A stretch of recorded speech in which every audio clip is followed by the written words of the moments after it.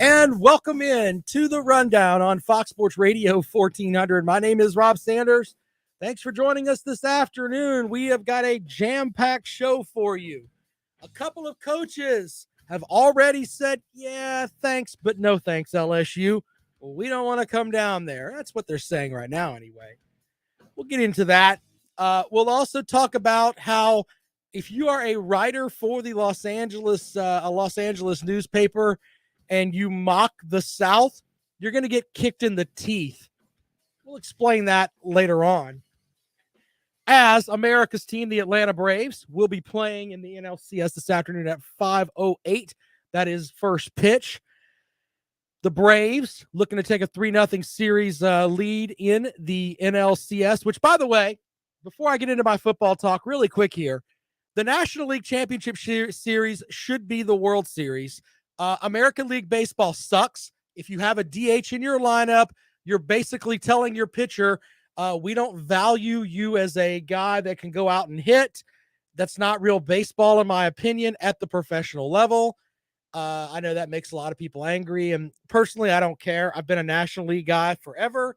I'm going to stay a National League guy. It's just kind of the way that I am. If your pitchers don't hit, they can go up there and they can buzz people back, and there really is no record for it. So American League Baseball sucks. So in my mind, the NLCS is the World Series. So there's that. Anyway, we'll get back to our football talk because it is the middle of football season, and I appreciate that. Why don't we start with some comments from Coach Shane Beamer? Coach Shane Beamer today talked a little bit about the Gamecocks and their matchup with Texas A&M, which the Gamecocks are like a 19-point underdog in that matchup.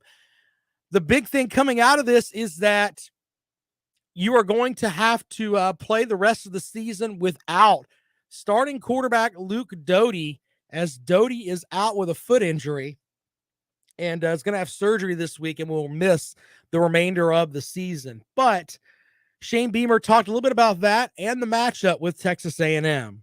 Really, really talented team.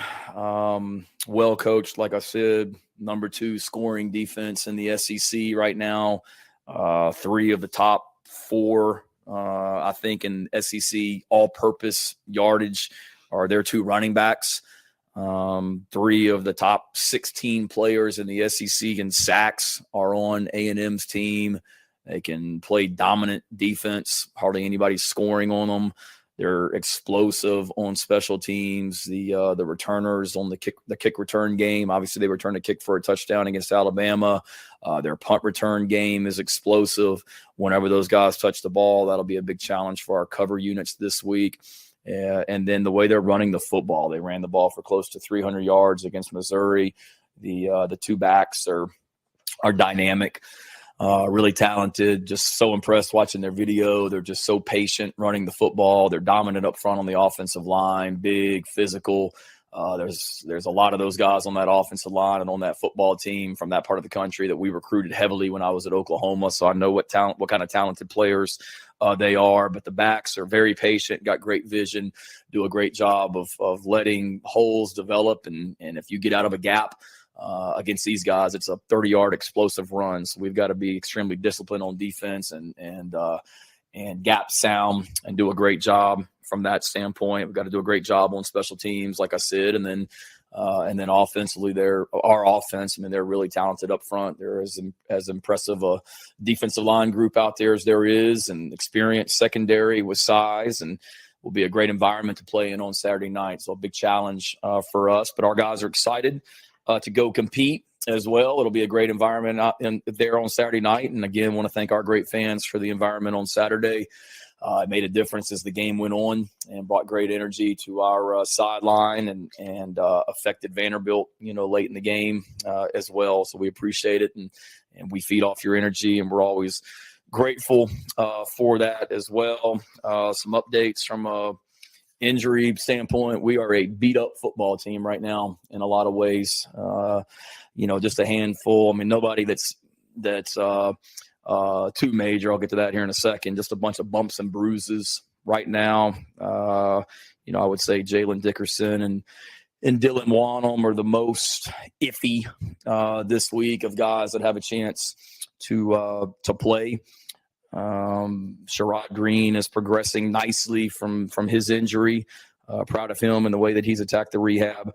Jalen and Dylan are iffy for Saturday, and then just really bumps and bruises and guys beat up at every single position from top to bottom. So I think everybody, you could go through every position and say somebody is probable, questionable, whatever you want to call it for Saturday night.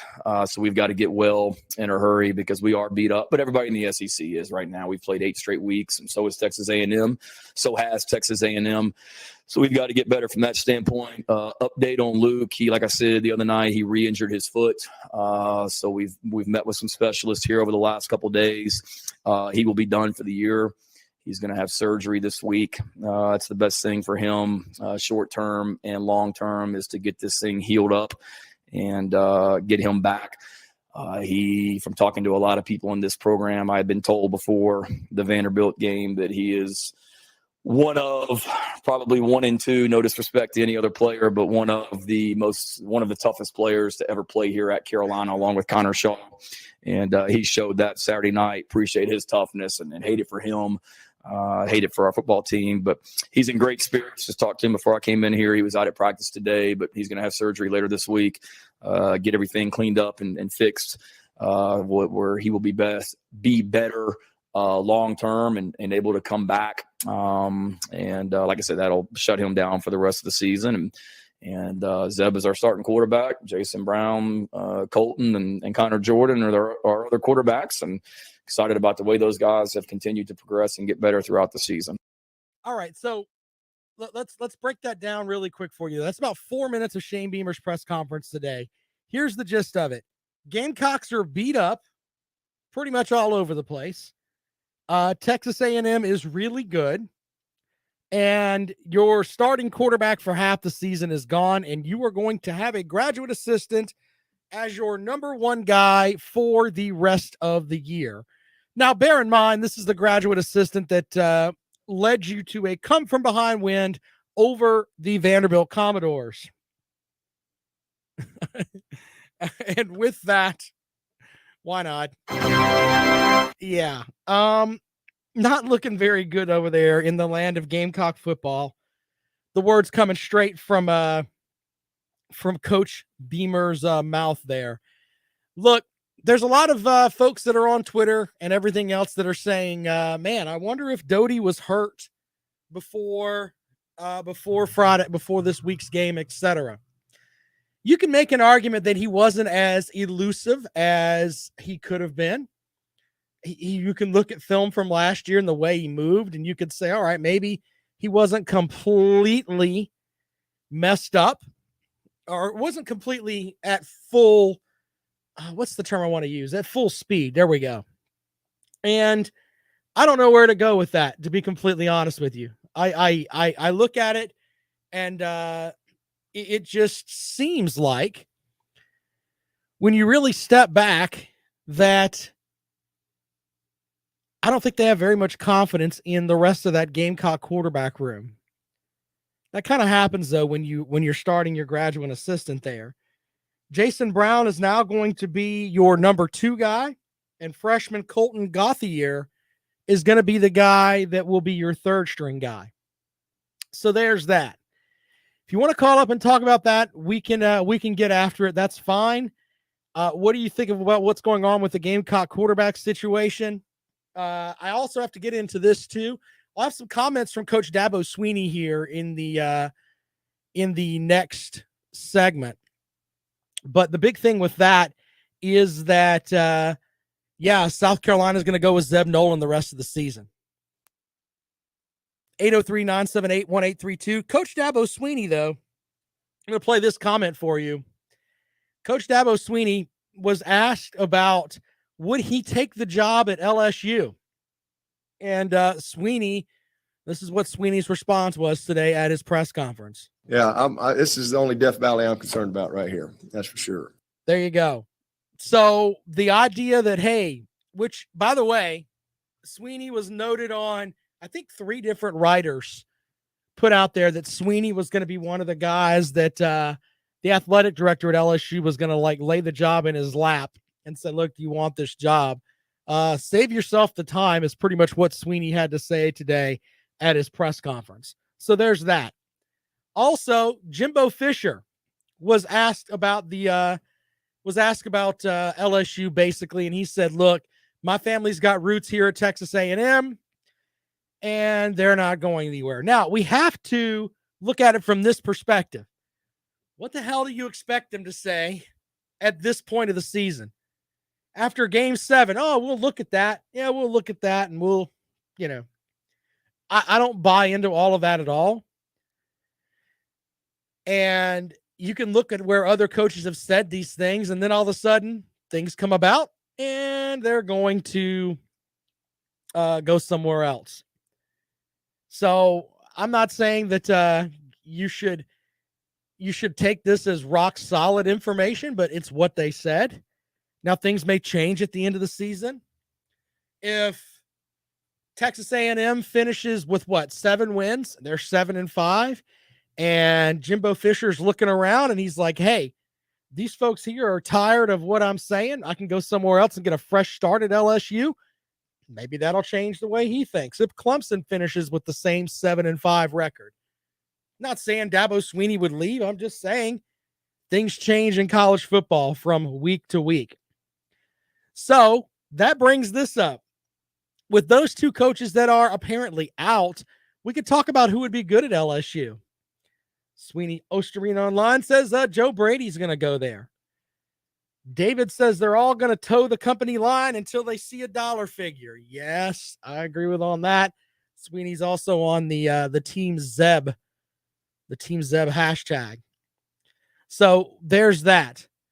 If you want to call up and talk about the LSU coaching job, we'll get into that. If we want to talk about the South Carolina setup with Zeb Nolan, we can get into that as well. Dabo Swinney basically removing himself from the list. Yeah, this is the only Death Valley I'm concerned about right here. That's for sure. 803-978-1832, 803-978-1832. And what do you expect of this Gamecock football team now? The guy that was your starting quarterback is gone. Not there. You're starting a graduate assistant. When we were working on this stuff we were talking about this stuff during the spring. We were looking at it from a perspective of, look, hey, Luke Doty is going to be the guy. And then all of a sudden, all of that falls flat. 803-978-1832. Zeb Nolan looks like he'll be your starter as the season goes on. Gamecocks need 2 wins to get to bowl eligibility. The schedule the rest of the way is tough. The Mizzou game. Man, you watch some of Mizzou. They don't look very good at all. Maybe they can chalk that up as a win. Where are they going to find the other one? Could it be, and I know that people are going to look at me like I'm silly here, could it be the Florida Gators? Wait, before you laugh hysterically, don't wreck your cars on this. Florida is terrible against the run. If you don't believe me, go and look at the LSU game. The LSU football team was historically one of the worst as far as running the ball. And they pretty much ran all over them. I think someone needs to get into Coach Satterfield's headset and just whisper to him, get Zakondre White the ball.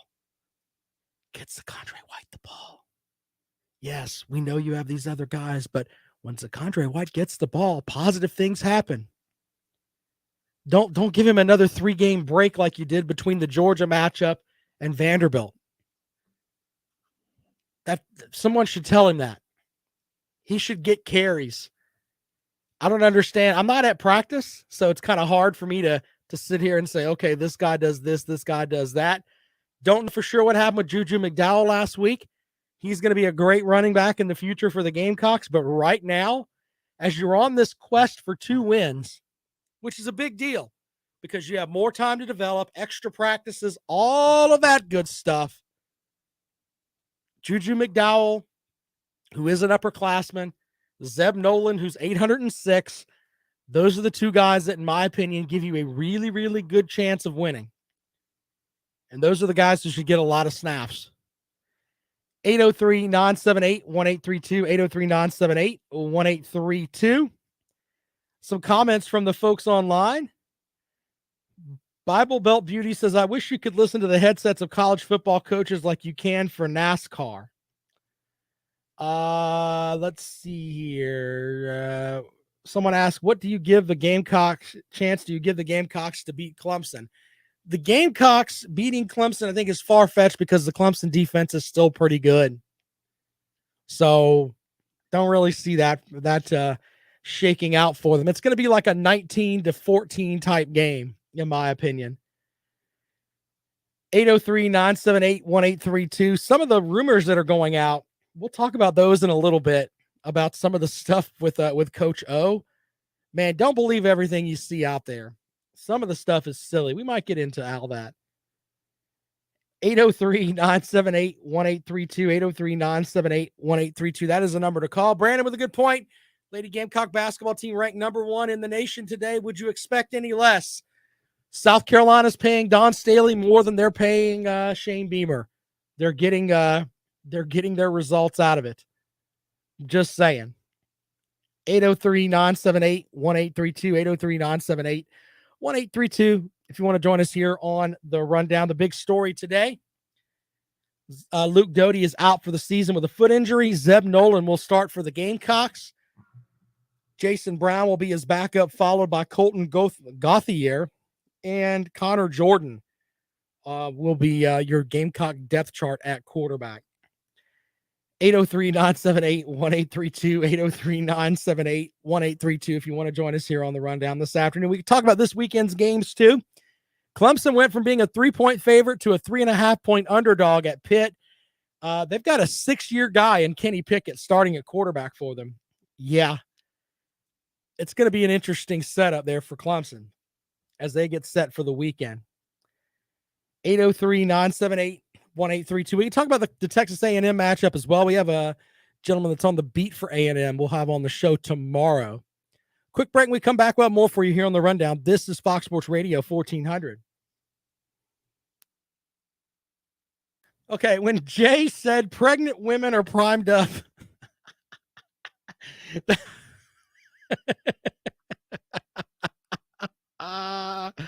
that's the line of the day. Oh, man. You win for the day, Jay. Zeb for Heisman, David says. That's funny.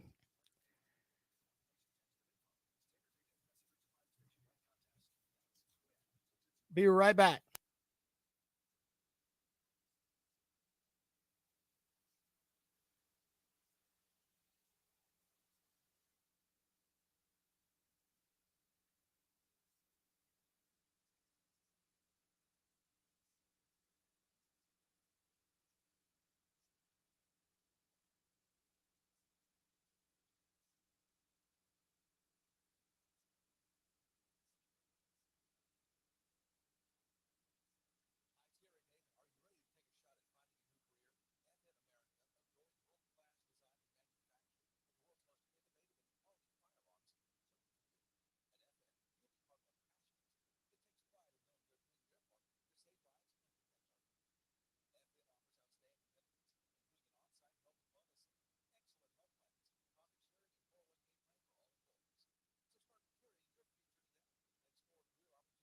You may not be that far-fetched there, Bible Belt.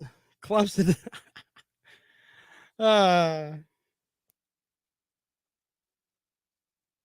It's really like, I'm going to say this, and like Clemson fans are spoiled because they've been in the playoff for so long. The idea of, hey, you could end up at the Duke's Mayonnaise Bowl. Ugh.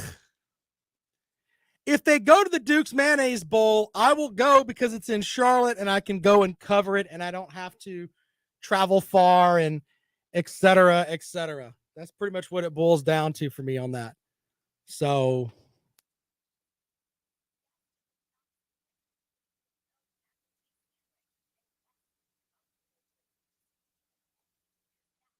I'll work on I'll be more sensitive to Neil. I'm sorry. There are women that watch the show. My fault.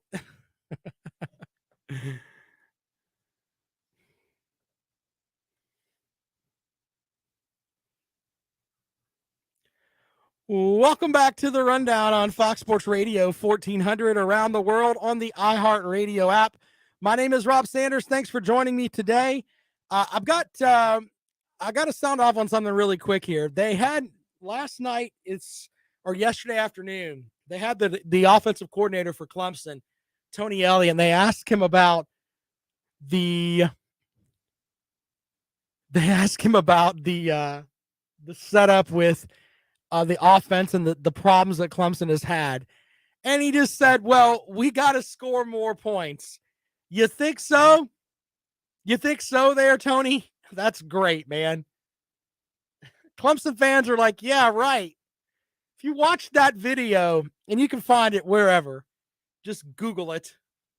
I would post it on my blog page, but the level of silly there. We have to score more points. You haven't scored more than 17 points against a team from the FBS. And you're 6 games into the season. That's just the way that it is.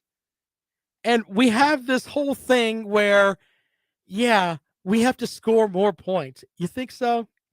By the way, this weekend, I think that this will be the toughest offense that Clemson has faced yet.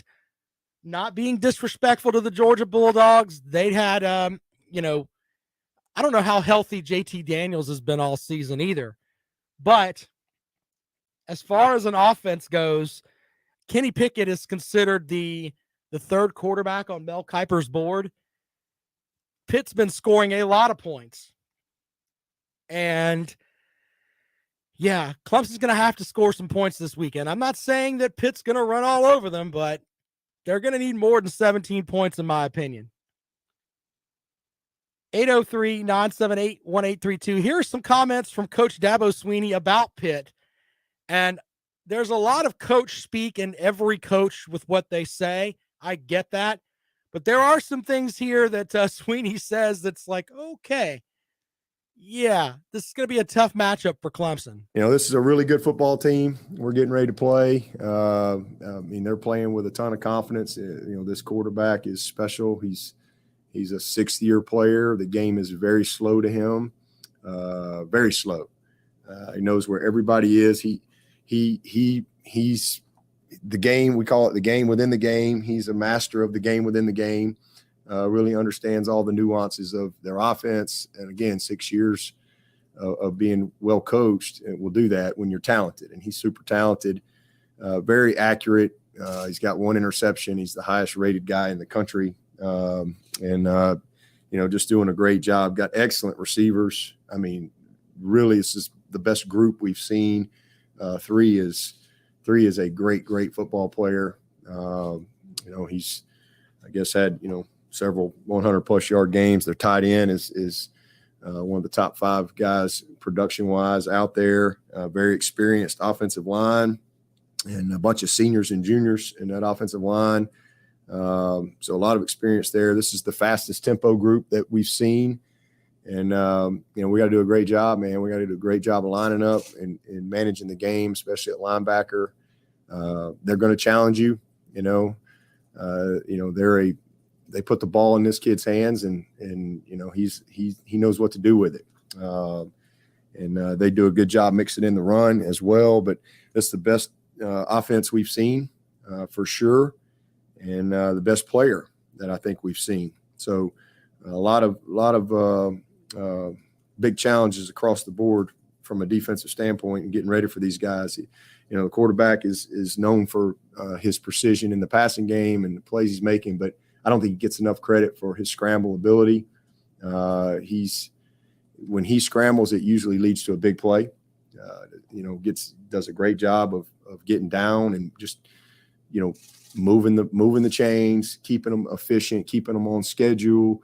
And again, when he does scramble, it usually leads to a big play. So very physical group. And we got to match that physicality for sure.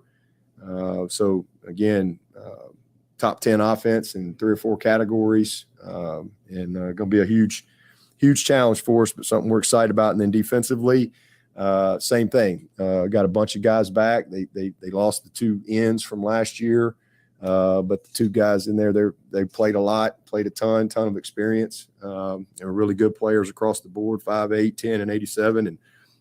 And 8 is one of the more disruptive players that we've seen on tape. He is a really, really good football player. Played a lot as a freshman last year, but he's a guy that really knows how to play the game, and it's impressive when you watch him on tape. But the biggest thing with them is they're an aggressive group. I mean, they're going to force the issue. They don't give you any opportunity to figure things out. They're not a group that's going to sit around and wait on anything to happen. They're going to challenge you. All right, so there's some comments from Coach Dabo Swinney. Look, a couple of things to take away from that. Kenny Pickett is good. We get that. And Pitt is a physical team. That's pretty much what you see if you watch any of Pitt's games. Narduzzi's a good coach. I think they're one of the more underappreciated teams in the ACC. They are a team that could win the Coastal. They went on the road and won at Tennessee, and they managed to not get things thrown at them. That's a big deal. And, yeah, you've got all of that going for you. Some comments from folks online. Caden says he doesn't see Clemson winning. Yeah, I can get into that. I think that he's right. It's and when you haven't put up 17 points all season against an FBS team, it's kind of hard to sit here and say, you know what? They can go into that place and win. Like Pitt and Clemson have never played at Pitt since Pitt joined the league in 2013, something like that. I think that's the year they joined. This is Clemson's first visit there. Of course, Pitt has gone into Clemson and won. I believe the last loss in Death Valley for Clemson was to Pitt, almost 3 years ago, something like that. So tough matchup for Clemson. And you know what? If they win this game, that's kind of a game that may shift the season a little bit. Let's go out to the phones. Welcome into the rundown. Good afternoon. Hey, this is the Biscuit PG-13. Yeah, make sure you are not silly today, sir. What do you got for the program? So I wanted to give you some advice. I mean, you need to stop letting Hollywood on the air, because the more he comes on the air and the more advice he gives on gambling or games results in general, people are going to go poor. So you think that he could affect the economy? Georgia? I don't know if he picked that or not. So you're saying that he could be responsible for the economy falling off, right? Is that what you're saying? Yeah, especially off your show. I mean, if people listen to his advice, everybody's gonna be poor. Fair enough. Kentucky's beating Georgia. LSU is going to get destroyed by Florida. Florida's still beating Georgia in 2 weeks. I think LSU just scored again. About this earlier. I mean, it's a mess. Anyway, go ahead. Their run defense. Okay, so LSU was, I think, prior to that game, they were ranked 127th in the country in rushing offense. Right. And they ran over Florida like they're standing still. LSU was setting records. Well, and to be fair, people laugh when I say, you know what, that Florida game, that looks like the game that other than Missouri, that South Carolina might have a chance in. Florida cannot stop the run. They can't stop the run. And if you have enough tape on that and you can see it, I mean, it's like they're making stars every week at running back. If you're an opposing running back, you're just running all over the Florida Gators right now. Why can't Zakondre White be the guy that week? Or it's the rebirth of Kevin Harris for the Gamecocks. That could happen. Yeah, I think Florida needs to come out with a new flavor of Gatorade. They need to take the orange Gatorade and the blue Gatorade, mix it together, which would make it brown, and call it diarrhea, and put Mullen's face on the front of it. That might work, Biscuit. Anything else for the program, sir? Oh, of course. my Auburn friends, man, it's like, they have like 15 mascots, right? They're the War Tiger, Eagle Plainsman, Right. whatever order they put that in. Right. But I think they need a new one. I think they need to add goldfish to that. Because it seems like their memory. Or the fish. Like goldfish that has no memory. Oh, okay. Gotcha. Because what happens with the Auburn fan is that they win one football game, they forget everything else that happened, and then they think they're 1-0 and they're going to win the rest of their games. I've had Auburn fans telling me this week that they can't wait to now face Alabama. But they're going to beat them, they're going to win out, and they can't wait to come back in and face Georgia in the SEC championship. I mean, they have Bo and 3 Knicks. Are you kidding me? You think you're coming into that game and beating Georgia? Well, they lost by 3 touchdowns and a field goal last time. I mean, why? Maybe they can get closer. I don't know. Maybe they just want another chance. The other thing was they want a mulligan home as well. I mean, they want a mulligan. Come on, man. Well, they already had a mulligan. That was Georgia State. That was their mulligan. Fair enough, sir. All right, man. Well, I got to take a break, but as always, I appreciate you calling the program. Thank you so much, Biscuit. No problem. Have a great day. All right, quick break. We come back. The new flavor of Gatorade. Oh, my goodness. More of the rundown when we come back. This is Fox Sports Radio 1400. Biscuit about got me there. Oh, my goodness. Call it diarrhea. Glenn says Pitt 27, Clemson 13. Would not be surprised. I don't like neutral sites games either, Tennille. Don't like them. So, yeah, we're on that. You and I have something in common. They'll beat us with a shovel pass. That's that's funny.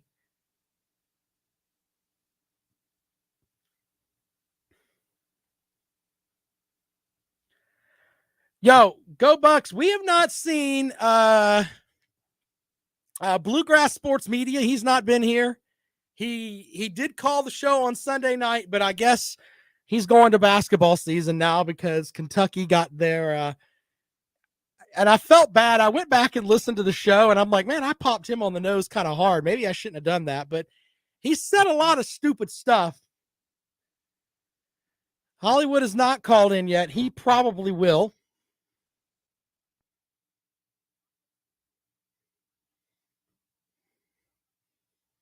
Iowa fans aren't showing up either. You're right about that. Clemson Tiger fan, where is he at?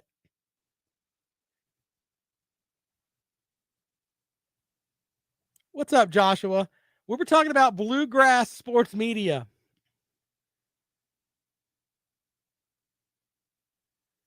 I don't think I hit him that hard, but, we're the only team to score 2 touchdowns on Georgia.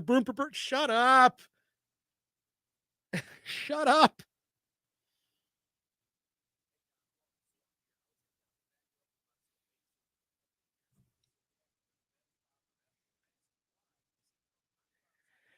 Yeah, all jokes aside, Luke Doty, you want him to get better, man. You hate when you see some of these kids, especially I say kids, like I'm an old man.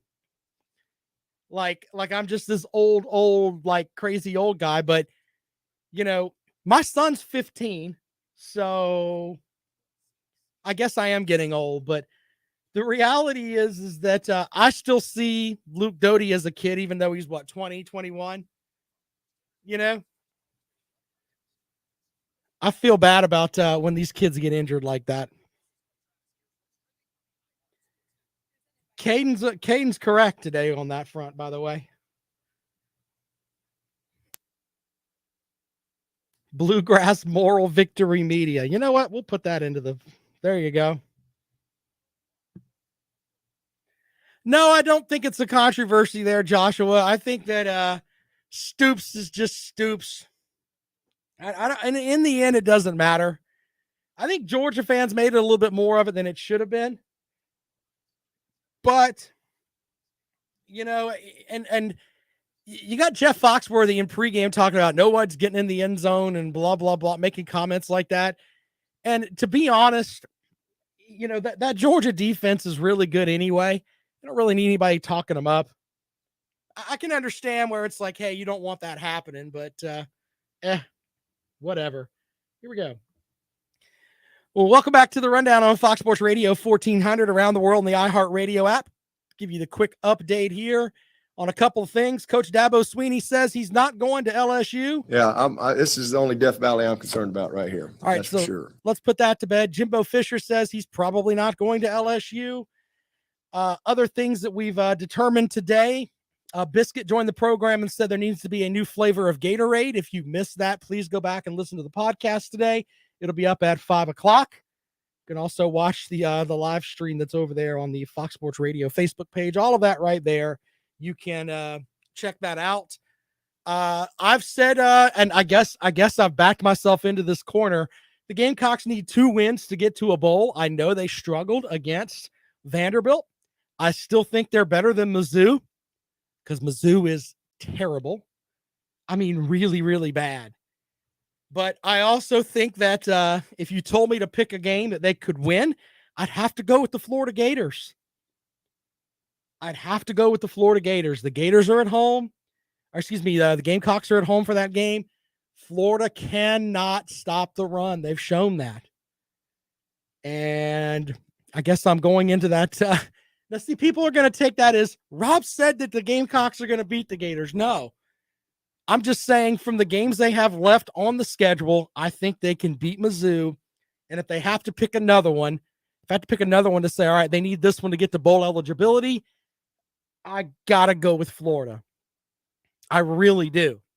And you know what? Every time there's like a something that happens in a season where a coach generally goes away, there's a loss that stings them a good bit. Okay? And that stinging loss generally is something that a fan base just can't deal with. If Florida comes to South Carolina, because I think they're going to get throat punched by Georgia. Okay? I think Kirby Smart's going to exercise that demon from that jumped on his back from last season, where they had the more talented team and they should have won, but they didn't. I think Georgia's going to beat them next weekend. And the weekend after that, South Carolina will play Florida. I believe that's the way the schedule looks. After, I think the first game in November is at home with Florida. If they come in limping just a little bit, thinking, oh, we can just roll the ball out there, they barely beat Vanderbilt.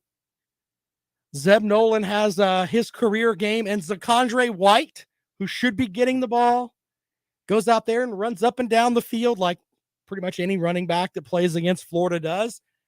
They could drop that game, and that could be the thing where the Florida administration looks at Dan Mullen and says, nope. You can call me crazy for that. 803-978-1832. Brandon says, even the Mizzou game is probably just a toss-up. Look, I get that. And I know that there's a lot of Gamecock fans that are looking at it from this perspective. Hey, we just lost our starting quarterback.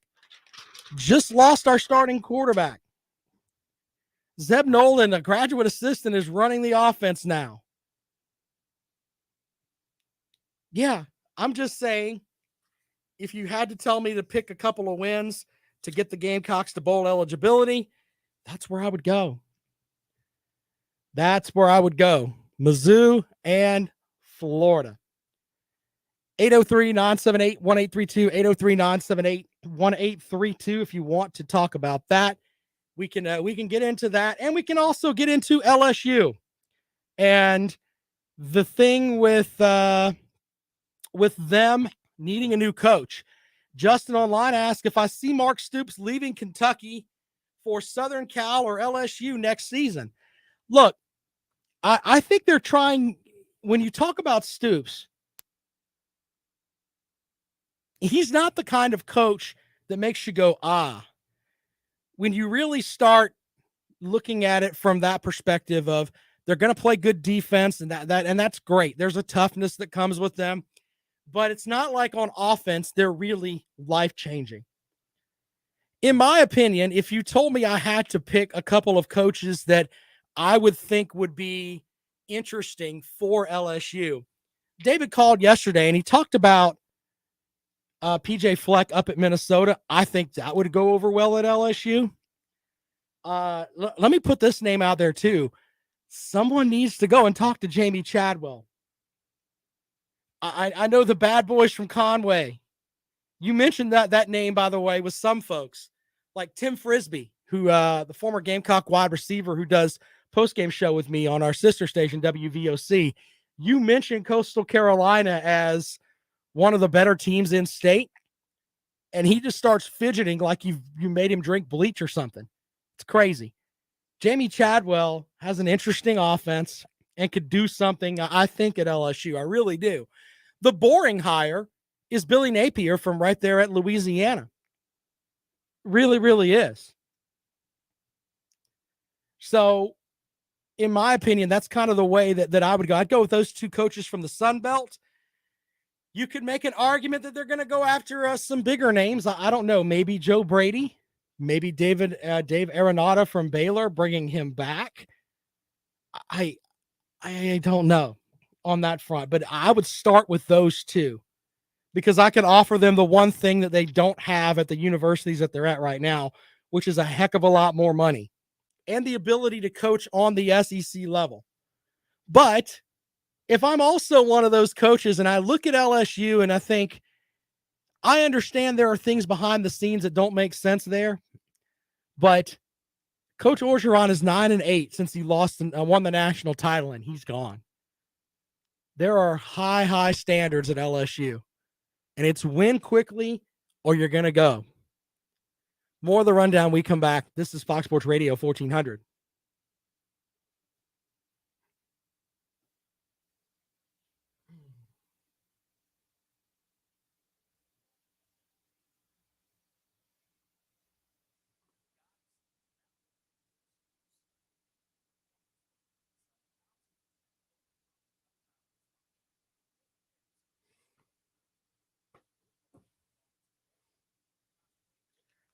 By the way, if you follow this program, you know how much I like Coach Dave Clawson. Dave Clawson up at Wake Forest, I think, is outstanding. And I don't know why. I mean, to be honest, and it's nothing against Shane Beamer. Shane Beamer may end up being the greatest Gamecock coach in the history of Gamecock coaches. Please don't get irritated with me and start saying I'm not a guy that thinks that Shane Beamer can get it done. But Dave Clawson is an absolutely great coach. And why he wasn't even, I'm not even sure he was looked at to come to South Carolina. Just to put it into perspective, he is at the smallest Power 5 school as far as enrollment goes. And every season, this guy puts out a respectable football team. And he doesn't have any of the talent or any of the resources that any of these other schools have. But when you play Wake Forest, it is generally a tough out. Oh, they're asking if I play guard and defensive tackle. when I played football, I was actually a tight end for a bit, and then I did play some offensive line. But I stopped playing. I got out of it. I got concussions when I was a kid, so I didn't really do that.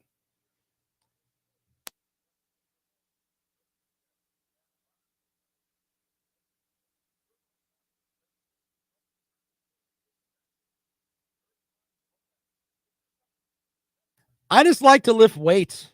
That's all I like to really do now. I used to be into I used to do Spartan races and stuff like that. And I got out of all that. To hell with all that running. Maybe I need to get back into it. Now I just lift heavy stuff. I was like 45 pounds off the state record of my last powerlifting meet, and I'm going to do that again. So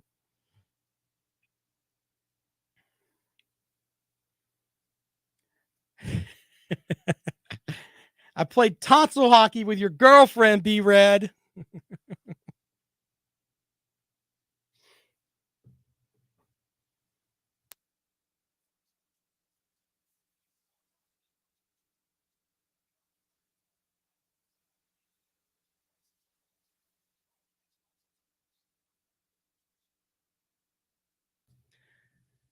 Welcome back to the Rundown on Fox Sports Radio 1400 around the world on the iHeart Radio app. B-Red says I can't say hell on the air. Yeah, I can. I can say hell on the air. That's fine. I don't know what the problem is with that. I can't say some of the stuff that Biscuit said yesterday on the program. Biscuit over here saying things that just can't go on the air, having to use this delay system. Can't say that stuff on the radio. People mocking me over here, asking if I were in the band when I was in high school. No, I was not in the band. That's funny.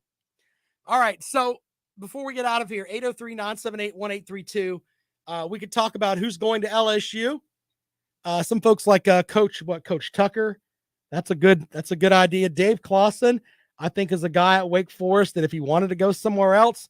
The reality, though, is that Dave Clawson could end up doing great things at LSU, but I don't know if they're going to have the time. And I think his system takes a little time. So there's that. 803-978-1832, 803-978-1832. I have to go over something really quick here. The Atlanta Braves, America's team. I'll stand by that. You can call and yell at me if you want at 803-978-1832. They are playing in Game 3 of the National League Championship Series today in LA against the Dodgers. So here's what we've got on that. Braves look to go up 3-0. And I've got to talk to you about how one sports writer decided to pick at the Braves and Waffle House and how it worked out for him. Let's go to the phones. Welcome into the Rundown. Good afternoon. Good afternoon. What's up, buddy? How are you? I'm fine. What you got for I the just program? love it. What do you love? I just love when people bring my name up. I must be getting to them. They worried about the Florida Gators. They know they are. They are worried about the Florida Gators in 2 weeks. Oh, I thought you were talking about the Gator basketball team. You guys are supposed to be good in hoops this year. I thought that's what you were calling about because football, you're not very good, sir. Sir? Yep. They will be fine. They are worried about them Florida Gators busting them Georgia Bulldogs up in 2 weeks. Well, I don't really foresee that happening, but hey, man, it's not like you're going to call up here and be like, hey, they're going to bust my team up. I don't expect that. So. Oh, we're going to beat Georgia. Look, you should be worried about South Carolina the week after. I'm not worried about that. One game at a time. Well, okay. Trick or treat, baby. Halloween, baby. Strange thing happened on Halloween. Thanks, Hollywood. I appreciate it. All right. All right. Well, Hollywood making an appearance on the program saying everyone's worried about the Gators. Not so much. Oh, goodness. All right. So let me talk about this really quick. And you're welcome to call 803-978-1832. Bill Plaschke is a guy that writes for the LA Times. He tweeted this out after the 5 games madness against the Giants. This NLCS Game 1 in sterile shopping mall at Atlanta Stadium feels like a Saturday night in May. Most excitement is discussion of the post-game trip to the Waffle House. So that's his comment. So the Braves win Game 1.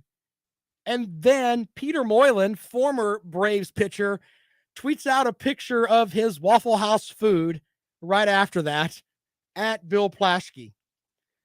Then the Braves win Game 2. And what does Peter Moylan do? He tweets back at Bill Plaschke and says, hey, Bill Plaschke, Waffle House is on me. Braves are 2-0. I like that. I like that kind of trolling across the board. And by the way, Peter Moylan can do that because he played. And this LA sports writer who mocks the South because he lives in LA, that's basically the vibe that you get from this. And I know that he has to cater to those LA Dodger sports fans out there. The ones that don't show up until the 3rd inning. I know that. But some next level trolling I hold in my hand. Someone went to Bill Plaschke's Wikipedia page and they edited his Wikipedia page. It says, Plaschke was born in Louisville, Kentucky, an American sports journalist, who has written for the Los Angeles Times since 1987. And then it says, Bill loves Waffle House after a Braves win. Braves in 4, Bill. Whoever did that edit on Wikipedia, you win the day, sir. You win the day. I don't know if the Braves can beat the Dodgers because they've got a heck of a lot of talent. But here's what I do know. The Braves haven't spent as much money as the Dodgers. They haven't spent as much money as the Yankees, who are, by the way, sitting at home. They didn't have to have a wild card game like the Dodgers to get into the playoffs. They didn't have to have a wild card game like the Red Sox to get into the playoffs. The Braves are truly America's team, and I stand by that. A lot of that's from the whole TBS days. I get that. Growing up as a kid, being the Braves guy, I know all of that. But when you run your mouth against the Waffle House and the Waffle House is tweeting about you, that's silly. Carolina Jackpot, friend of the program. He's the executive producer of the program, by the way. He doesn't want that title, but he does. He says, wasn't he one of the ESPN shows? I think he was on one of those ESPN shows, and that's fine. His Twitter account right now is getting blitzed by Braves fans, and Peter Moylan, former Brave, kind of starting it all. 803-978. Go Buck says, looking at Platsky, you would think 1887 at the LA Times. That's fine. We can mock him for being at Los Angeles, and he can say, I work in the second biggest market in the world. Yeah, I get all of that. He couldn't find his way into a Waffle House, and if he did, he probably couldn't figure out what to order.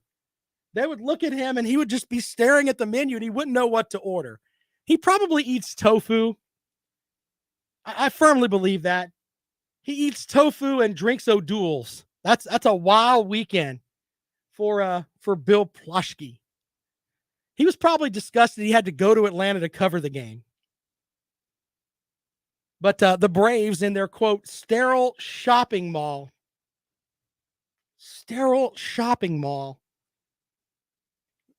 Stadium. They're 2-0 on the Dodgers. One of the more disappointing things today will be seeing Magic Johnson in the stands because he looks like he doesn't want to be there. But, of course, he's an owner. What a mess. But hopefully the Braves can shut up Bill Plaschke and the Dodgers don't have to come back to Atlanta. Then we don't have to hear all of that. So here's hope for that. Then we got to listen to probably the Boston Red Sox and whatever writer they send down here about how awful the Waffle House is or how awful Atlanta is. Yeah. What a mess. 803-978-1832, 803-978-1832. Tennille says Waffle House is an experience, not just food. I'm going on the record right now that Bill Plaschke would not know what to get at Waffle House. He would have problems. Jimmy says the Red Sox are hitting home runs like they're cheap. Yeah, they are. And they'll probably be a tough matchup if the Braves end up there. I believe that. I truly believe that. We'll see how that goes. I tell you what, you should be listening to Lawton Swan from Clemson Sports Talk. He's the czar of Clemson Sports. Stop looking at me, Swan. Follow him on Twitter at Clemson Sports. He'll break down everything for you. And enjoy the game today between the Braves and the Dodgers, who don't know anything about the Waffle House. Very sad.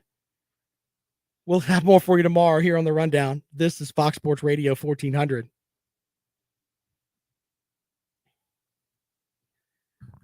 Hey, I appreciate you guys, man, for putting up with my baseball segment there. I'm a baseball idiot. I know, like, once football season ends, we'll have putting a show together is a lot harder, but man, I love some baseball. All right, so show tomorrow. We'll have a guy on from Texas A&M. We'll get into that. Yeah, Joshua was right. We can all agree on that. Brandon, you shut your whore mouth. I'm not going to have this today from you, Brandon. You shut your whore mouth. Not that. All right, enjoy the game. Tomorrow, Texas A&M beat writer will preview the game between South Carolina and Texas A&M. And by the way, I'm doing a show on Monday at 11 o'clock. Will you guys show up for that if I do a live stream Monday at 11 a.m.? I'm filling in for our old school guy in the morning, 11 a.m. Let me know if you guys would watch, okay? We'll have a show at 11 and at 3 on Thursday. So if you guys are in on that. Now, 11 a.m. Thursday this week. Guy's having back surgery. He needs me to do an hour. So if you guys would show up for that, I will stream it. If not, I'll just do radio that day. So kind of weird. All right. Thanks, guys. We'll see you later. Go Braves. Go Braves. Go Braves. Go